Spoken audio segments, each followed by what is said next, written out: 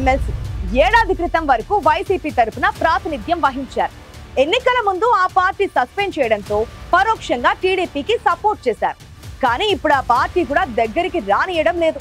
తాజాగా ఆయన opposition leader నేనని తేల్చేస్తున్నారు అధికార పక్ష నేతలు. నిన్న మొన్నటి దాకా ఆయన తాలూకానని చెప్పుకున్న పార్టీలు ఇప్పుడు తూచంటున్నాయి. రెండు పార్టీల సంబంధం లేనట్లే ఉండడంతో అయోమయంలో ఉన్నారు ఆ లీడర్ అనుచరులు. ఇంతకీ ఎవరా నాయకుడు? ఆయనకింతకీ ఏ పార్టీ?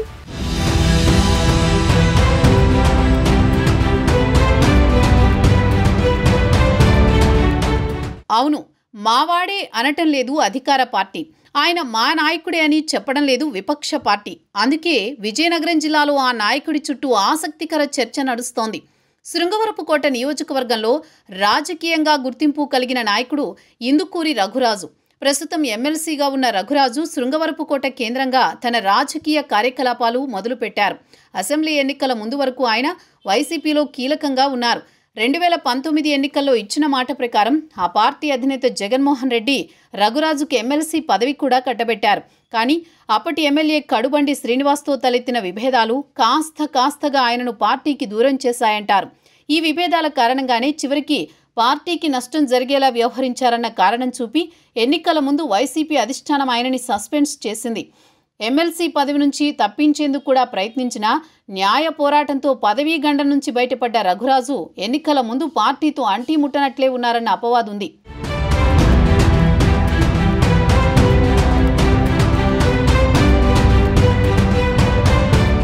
ఎమ్మెల్సీ పదవి కోసమే తాను టీడీపీలో చేరకుండా భార్యతో పాటు అనుయాయులందరినీ సైకిల్ ఎక్కించేశారన్న విమర్శలు ఎదుర్కొన్నారు రఘురాజు.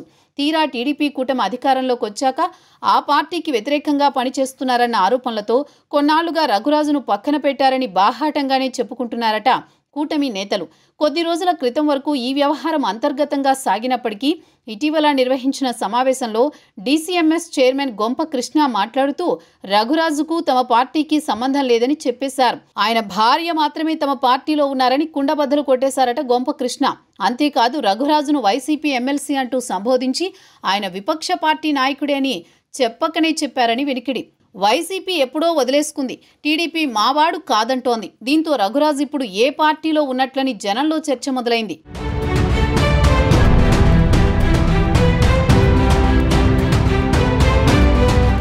రఘురాజుకు రాజకీయ సిద్ధాంతం అంటూ ఉందా లేదా అనేది పక్కన పెడితే ఆయన రాజకీయ చరిత్రలో 4 పార్టీలు మారారని గుర్తు చేస్తున్నారట రెండు పార్టీల నాయకులు. తొలుత కాంగ్రెస్లో ఉన్న రఘురాజు అక్కడ తగిన ప్రాధాన్యం లేదన్న అసంతృప్తితో బీజేపీలో చేరారు. ఆ తర్వాత వైసీపీలో చేరి అక్కడ ఎమ్మెల్సీ పదవిని దక్కించుకున్నారు.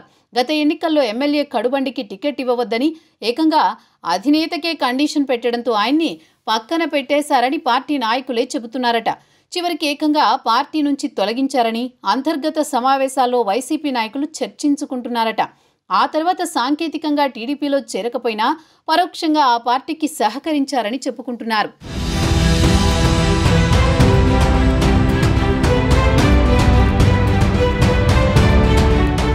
కూటమి అధికారంలోకి రావడంతో టీడీపీ నాయకుడిగా సెటిల్ అయిపోతారనుకుంటే తాజాగా ఆ పార్టీ నాయకులు కూడా రఘురాజుని దరిచేరనీయడం లేదని టాక్.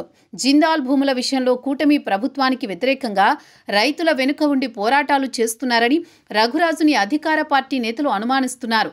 అయితే సాక్షాత్తు జిల్లా కలెక్టర్ సమావేశం పెట్టి జిందాల్ వివాదంపై వివరణ ఇవ్వడంతో రఘురాజుకు ఎదురుదెబ్బ తగిలిందని అనుకుంటున్నారట రాజకీయ విశ్లేషకులు.